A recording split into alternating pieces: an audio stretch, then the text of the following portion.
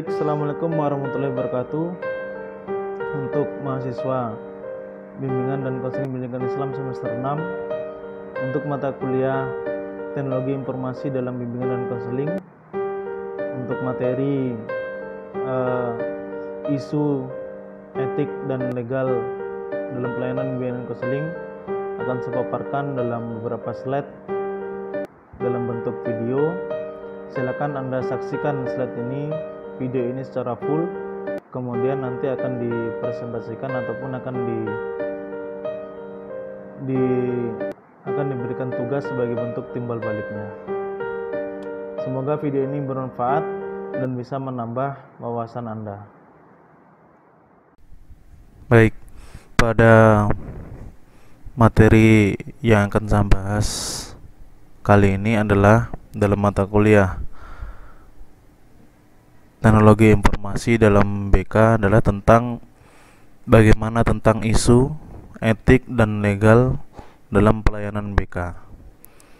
Jadi materi yang akan saya bahas adalah bagaimana tentang isu pelaksanaan BK, kemudian kode etik dan etikanya dalam pelaksanaan keprofesian bimbingan dan konseling di sekolah seperti apa, dan pelayanan BK yang berbasis teknologi informasi itu seperti apa.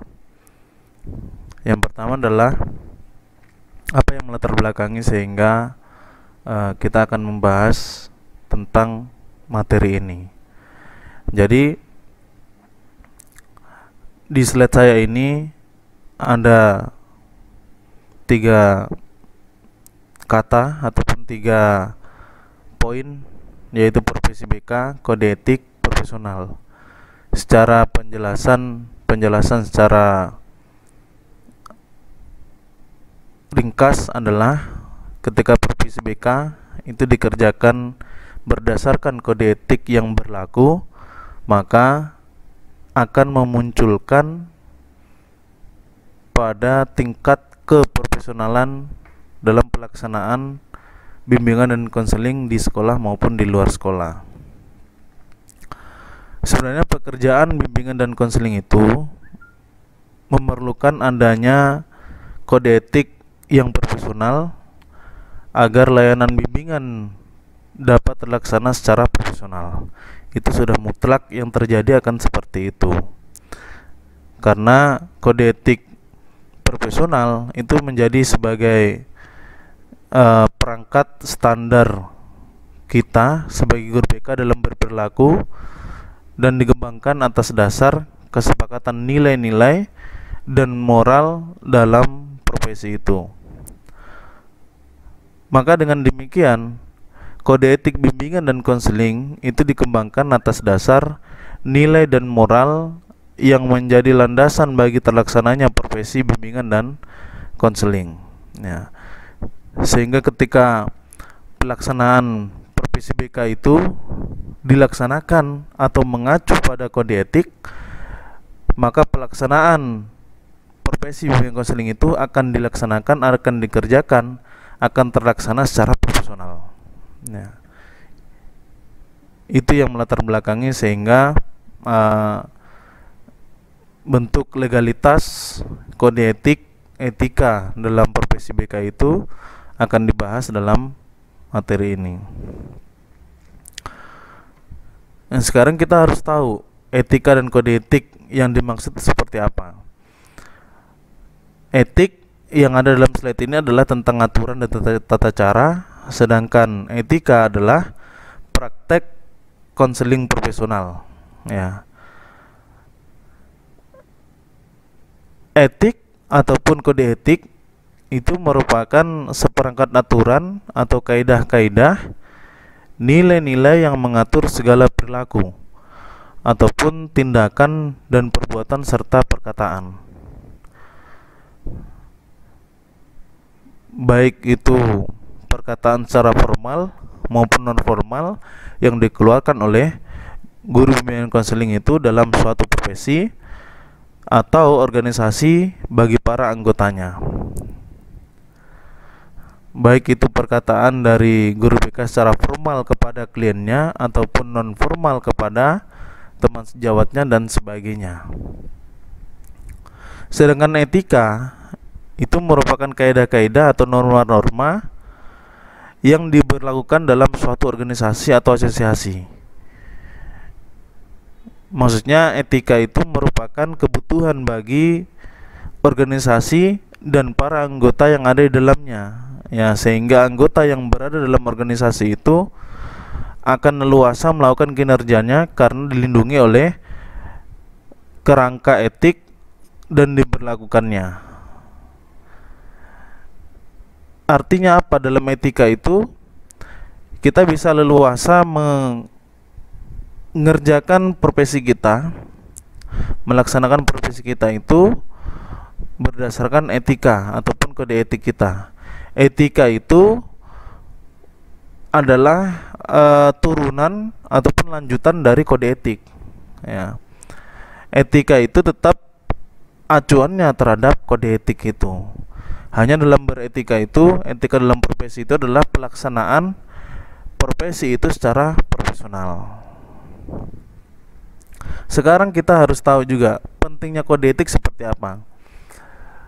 Menurut para ahli akan banyak sekali pentingnya kode etik itu dalam profesi itu. Namun dalam slide saya hanya 4 yang saya paparkan. Silakan ketika Anda ingin kembangkan pentingnya kode etik ini, silakan Anda mencari referensi yang lebih banyak lagi. Dalam slide saya ini hanya saya cantumkan 4. Yang pertama adalah untuk melindungi profesi sesuai dengan ketentuan dan kebijaksanaan yang ditetapkan oleh pemerintah berdasarkan perundang-undangan.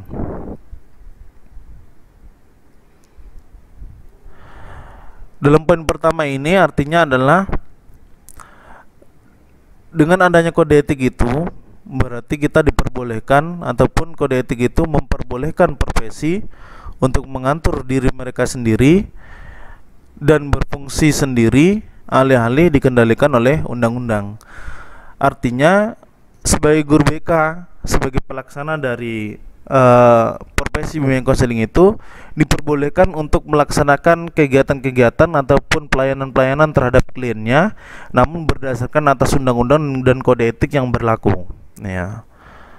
Sedangkan kode etik itu tetap mengacu pada perundang-undangan, ya. Sehingga ada kesalahan-kesalahan yang kita perbuat ataupun ada tindakan-tindakan yang mungkin menyalahi aturan, itu ada kode etiknya. Sehingga apa yang kita perbuat itu tetap berlaku ataupun mengacu pada kode etik. Kemudian selanjutnya adalah untuk mengontrol terjadinya ketidaksepahaman dan persengketaan dari para pelaksana. Tentu dalam hal seprofesi atau teman sejawat dalam profesi yang sama tidak akan mungkin kalau kegiatan itu dilaksanakan secara mulus, ya. Paling tidak antara guru bimbingan yang satu dengan bimbingan yang lain itu akan ada ketidaksepahaman ataupun memiliki pengertian yang berbeda antara guru BK yang satu dengan guru BK yang lain.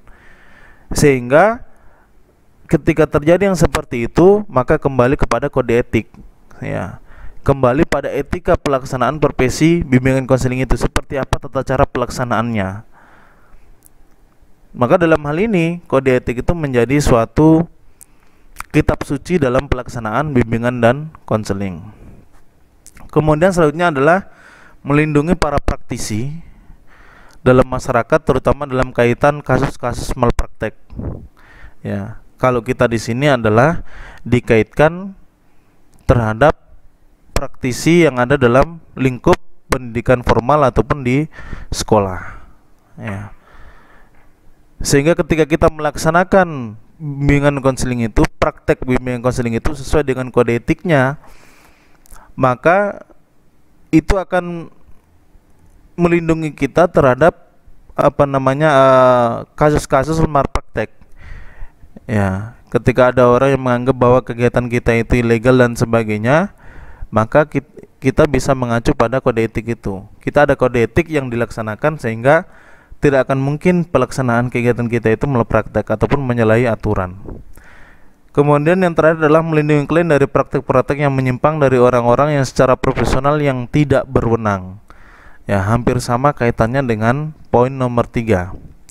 Artinya dalam pelaksanaan keorganisasian, keprofesian, tentu ada profesi lain juga yang akan memberikan kritik ataupun mengkritisi terhadap pelaksanaan profesi kita. Sehingga ketika kita punya kode etik yang kuat, maka itu menjadi benteng yang kuat untuk kita terhadap apa yang disampaikan oleh orang lain ataupun teman profesi yang lain. Nah, seperti apa sebenarnya isu legal teknologi informasi dalam pelayanan bimbingan dan konseling itu?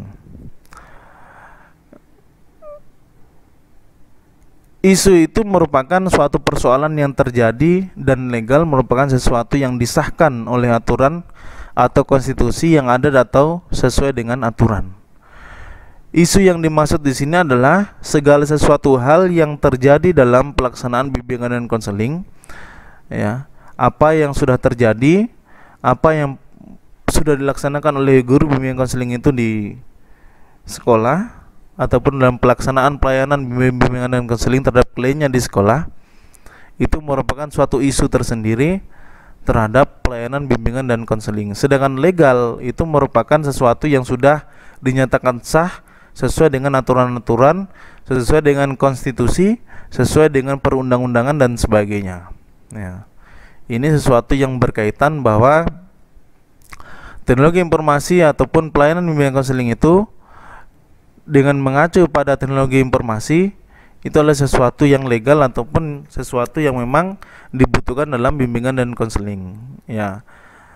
Maka secara eksplisit maupun implisit dikemukakan bahwa seorang konselor itu harus senantiasa berpedoman pada aspek-aspek etis dalam bertindak. Artinya apapun yang kita kerjakan dalam pelayanan BK itu selalu mengacu pada kode etik, ya.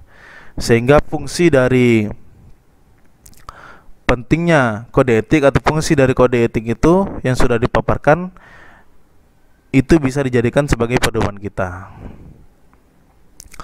Sekarang dalam pelayanan konseling berbasis teknologi informasi, ya, ada beberapa poin yang sudah saya sampaikan di sini di slide-nya ini, ya. Tapi sekali lagi bahwa masih banyak kegunaan ataupun fungsi dari pelayanan konseling itu.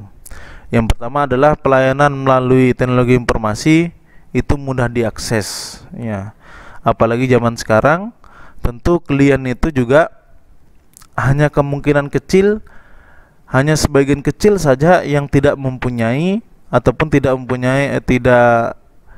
bisa mengakses internet ataupun tidak mempunyai akses ke media-media sosial, ya. Mayoritas klien itu semuanya mempunyai akses untuk pelayanan ataupun untuk media sosial, sehingga pelayanan melalui teknologi informasi itu dikatakan mudah diakses, ya. Tidak membutuhkan biaya transportasi, ya. Tidak membutuhkan biaya transportasi karena hanya sebatas secara virtual saja. Namun juga yang dibutuhkan adalah biaya untuk kuota dan sebagainya. Pelayanan bersifat semi anonim. Bersifat semi anonim adalah ini yang membedakan antara pelayanan secara langsung tatap muka atau face to face dengan teknologi informasi atau secara virtual. Pelayanan bersifat semi anonim adalah mereka dalam keadaan samar. Bisa jadi ketika orang konsultasi melalui media sosial, mereka menggunakan identitas orang lain, ataupun dia tidak menggunakan identitasnya yang asli, tapi dia menggunakan nama samaran dan sebagainya. Itu sah-sah saja, karena yang dibutuhkan adalah solusi dan sebagainya. Sedangkan dalam pelayanan konseling secara langsung, tentu guru bimbingan konseling itu akan mengetahui siapa sebenarnya ini, kliennya atas nama siapa dan seperti apa wataknya dan sebagainya. Melalui konseling online, klien lebih mau terbuka berbicara. Ya, ini sudah sebenarnya dalam pelayanan konseling berbasis teknologi informasi ini saya sudah paparkan di persentase saya yang sebelumnya bahwa ada kelemahan dan kelebihan. Ini yang saya paparkan adalah kelebihan dari pelayanan konseling itu berbasiskan teknologi informasi. Pelayanan melalui teknologi informasi itu hanya berbasiskan individu, ya. Pelayanannya berbasis individu karena memang asas kerahasiaan yang ada dalam pelayanan berbasis teknologi informasi itu adalah harus betul-betul diterapkan, ya. Sehingga sudah dipastikan bahwa pelayanan online, konseling online itu adalah berbasiskan individu ataupun hanya untuk individu. Konselor dapat menyesuaikan terhadap kesiapan klien dalam mengambil tindakan yang diperlukan. Setelah mulai membuka komunikasi via teknologi informasi awal, maka konselor berinisiatif untuk memulai semua kontak berikutnya. Pelayanan melalui teknologi informasi formatnya menggunakan protokol yang terstruktur, sehingga dalam pelayanan bimbingan dan konseling itu berbasiskan teknologi informasi ini tentu juga mempunyai kelebihan dan kelemahan yang harus dipertimbangkan, namun juga yang harus dipikirkan disesuaikan dengan kebutuhan klien yang ada sekarang. Karena dengan kebutuhan itulah yang menjadikan dasar kita dalam memberikan pelayanan ataupun berbuat ataupun mengimplementasikan pelayanan bimbingan konseling itu yang sudah kita rencanakan dalam program kita, apakah dalam bentuk RPL, ya, program harian, mingguan, bulanan, tahunan, atau semesteran, ya. Saya kira ini yang dapat saya sampaikan untuk pelayanan, untuk materi kita tentang isu etik dan legal dalam pelayanan BK, karena ini menjawab tentang sebenarnya apakah dilegalkan pelayanan BK itu ketika dikerjakan dengan berbasis teknologi informasi. Adakah etika atau etik yang harus diterapkan dalam pelayanan BK berbasiskan teknologi informasi? Isu-isu yang berkembang tentang BK dalam pelayanan BK berbasiskan teknologi informasi, itu yang sebenarnya menjadi kajian kita, yang menjadi inti dari materi yang kita bahas pada hari ini. Saya kira ini yang dapat saya sampaikan dalam hal kata-kata yang mungkin kurang berkenan dan mohon dimaafkan. Adapun bentuk respon ataupun timbal balik dari seluruh mahasiswa adalah seperti biasa, silakan nanti di komentar ataupun pertanyaan-pertanyaan yang muncul ya silakan diisi dalam kolom komentar di Classroom ataupun di media lain. Assalamualaikum warahmatullahi wabarakatuh.